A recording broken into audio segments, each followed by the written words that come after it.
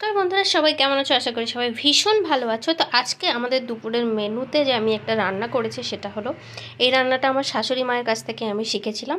সেটা হলো হাঁসের ডিম দিয়ে নারকোল দিয়ে রান্না, মানে বলতে পারেন হাঁসের ডিমের মালাইকারি।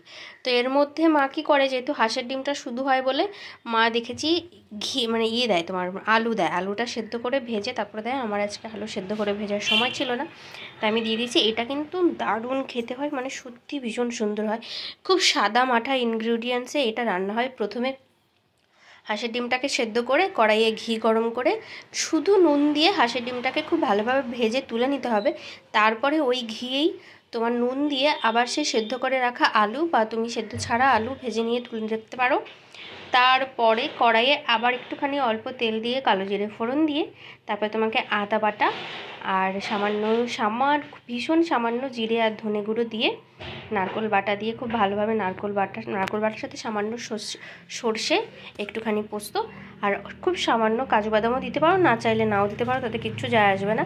আর নারকোলটা অবশ্যই খুব মিহি করে বাটতে হবে। এখানে কিন্তু নারকোলের দুধটা আমরা বার করে নেব না, পুরো নারকোলটাই আমি এর মধ্যে দিয়ে দেবো। তো তারপরে ওটা দিয়ে খুব ভালোভাবে কষিয়ে তারপরে আলু আর ডিমটার সাথে খুব ভালোভাবে কষিয়ে নিতে হবে। নেওয়ার পরে স্বাদ মতো মানে নুন আর মিষ্টি আর কাঁচা লঙ্কা চেরা দিয়ে এটা নামিয়ে দিতে হবে। একটু মিষ্টি মিষ্টি খেতে কিন্তু দারুণ খেতে হয়। তোমরা কিন্তু অবশ্যই বাড়িতে একবার এটা ট্রাই করো।